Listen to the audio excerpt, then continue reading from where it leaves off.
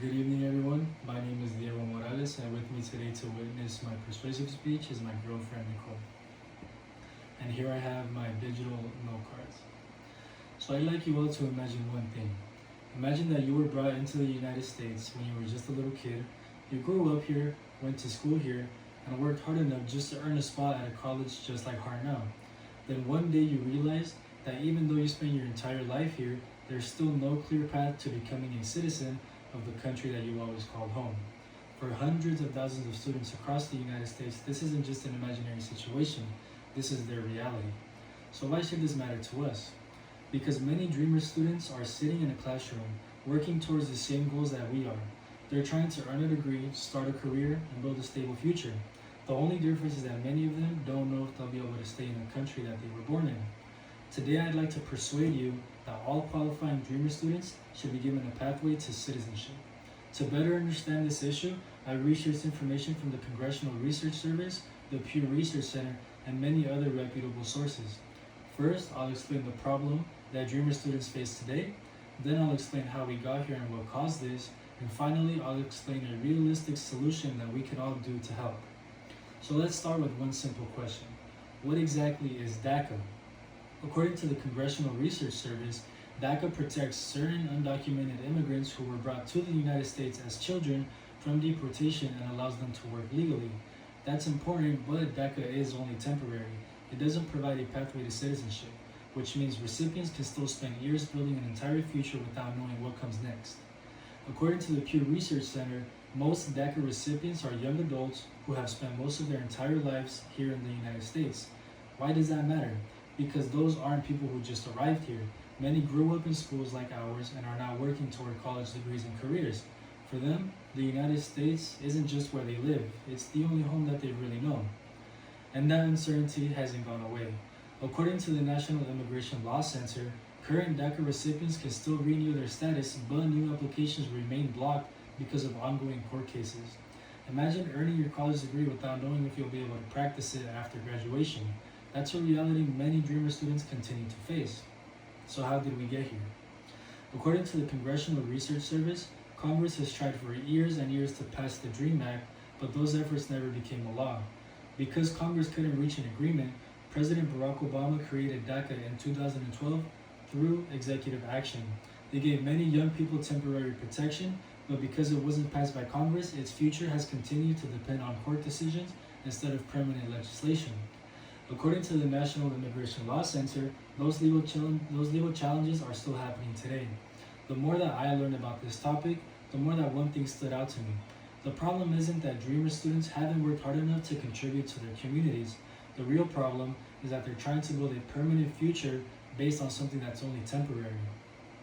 So now that we know what the problem is, and we know why it exists, what can we actually do about it? The good news is that a solution already exists. According to Congress.gov, lawmakers have introduced the American Dream and Promise Act, which would create a pathway to lawful permanent residency for qualifying Dreamer students. Unlike DACA, this would provide a permanent legal process instead of just temporary protection. It also just isn't open to anybody. Applicants must meet specific requirements, including being brought to the United States as children and meeting education, employment, and military standards. But why does this matter to us?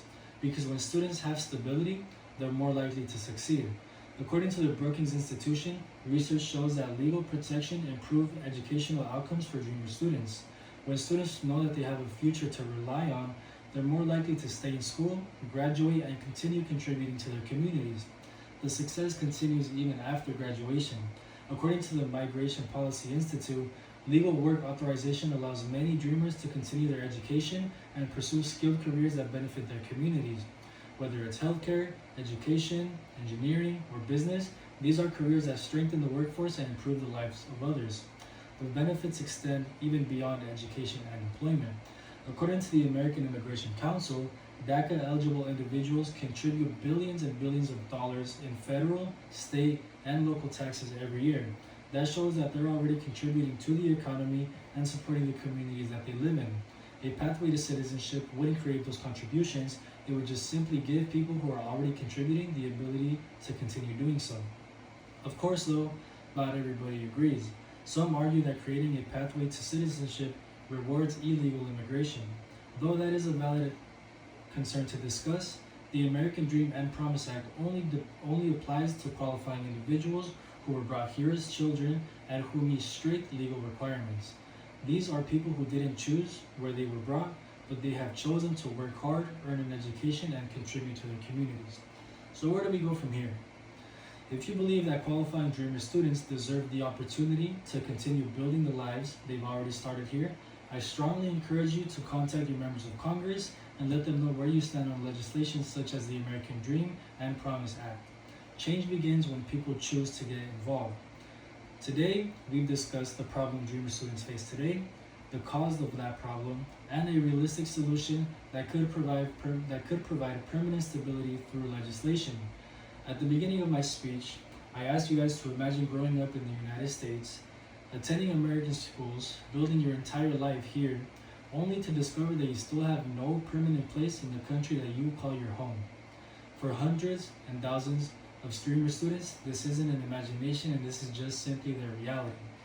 These students have already shown that they want to build a future here. They've gone to our schools, worked hard, and contributed to their communities. The question is no longer whether they belong here. The question is whether we are willing to support a solution that gives qualifying Dreamer students the opportunity to continue building the future that they've already begun. Thank you.